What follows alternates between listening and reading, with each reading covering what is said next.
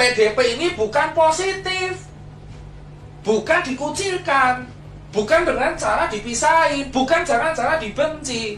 PDP ini adalah pasien dalam pengawasan yang menunggu hasil.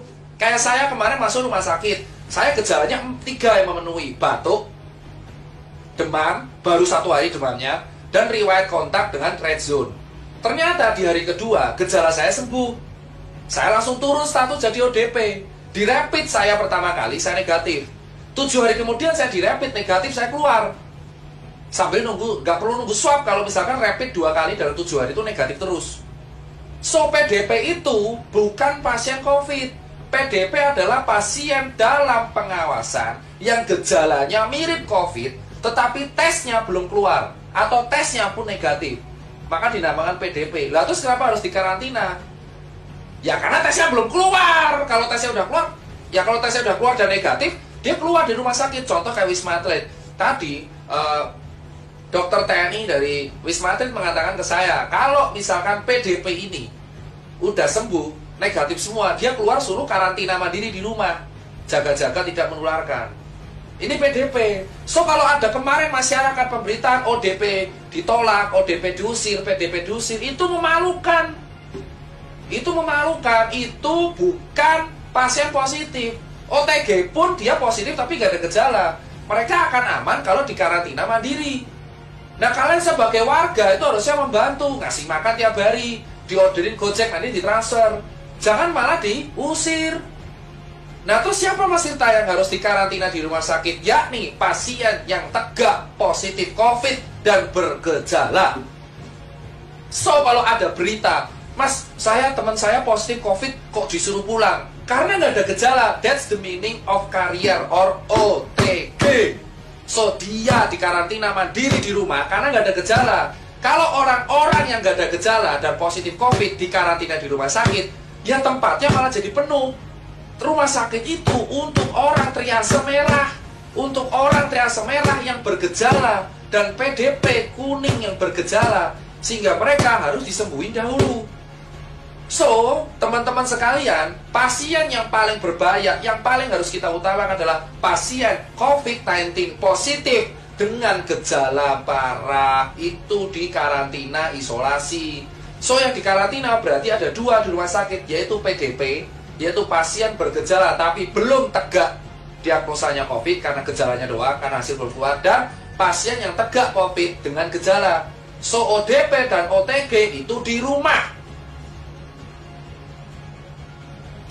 Nah terus kenapa dokter-dokter, ini yang saya kecewa, kenapa tenaga medis malah ditolak? Tenaga medis itu nggak boleh ditolak. Tenaga medis memang merawat COVID, tapi mereka pakai APD. Mereka tuh mau copot APD cuci tangan. Kenapa kalian singkirkan? Kenapa kalian kucilkan?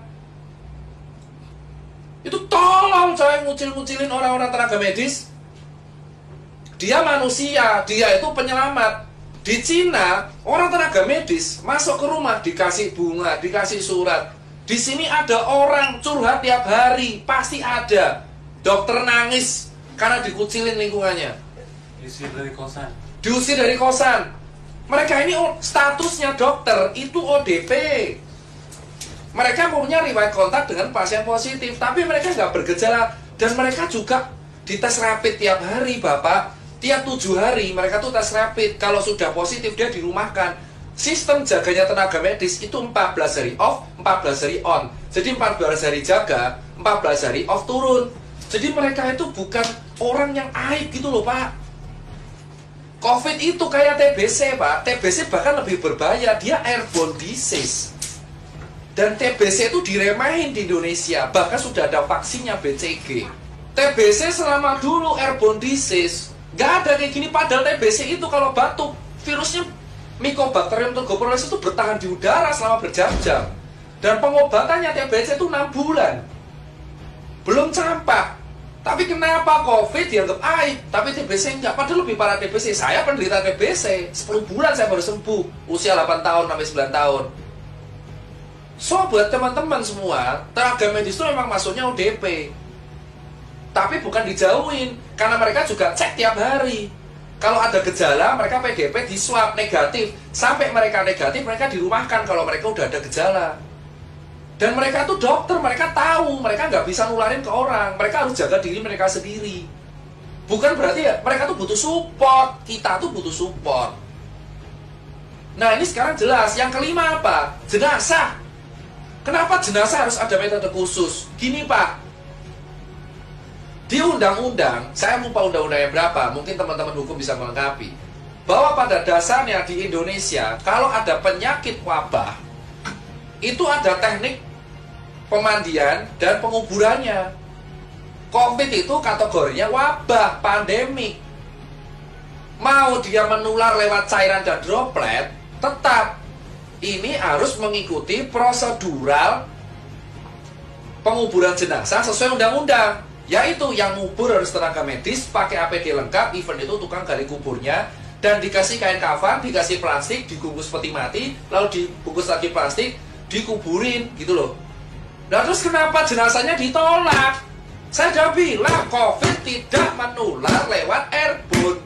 Kalau di udara bebas, COVID menular lewat airborne kalau kena tindakan yang aerosol di mulut 3 jam doang, itu pun di rumah sakit biasanya.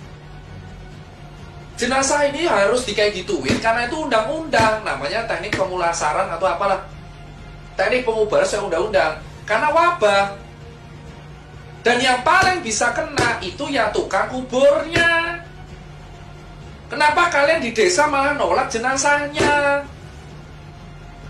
Kalau dikubur terus semuanya kena, ya enggak. Ya nanti kan nular lewat air tanah, ya enggak, kan dibungkus plastik. Itu jenazah dibungkus plastik. Terus dibungkus lagi sama peti, terus dibungkus lagi sama plastik lagi. Kenapa ditolak? Itu orang meninggal, udah kena musibah. Dan mereka sudah dikuburi sesuai standar. Kantong jenazah juga, dikasih kantong jenazah. Kok kalian takut banget sama orang yang udah meninggal? Harusnya didoakan, jangan ditolak. Kemarin saya dapat video, jenazah dilempar-lempar itu ambulan karena gak izin kampung. Terus ngapa? Mau udah dikuburin sama tenaga medis. Ini ya, jenazah dibungkus plastik, kasih kantong jenazah, masukin peti, petinya bungkus plastik, yang ngubur tenaga medis pakai APD semua. Terus kenapa kalian takut?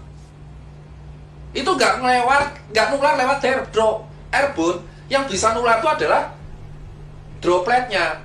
Berarti kalau jenazah bisa nular, ya siapa tahu dropletnya keluar dari mulut, bisa jadi toh. Terus kita megang jenazahnya, makanya dibungkus mati-matian karena itu sesuai UU.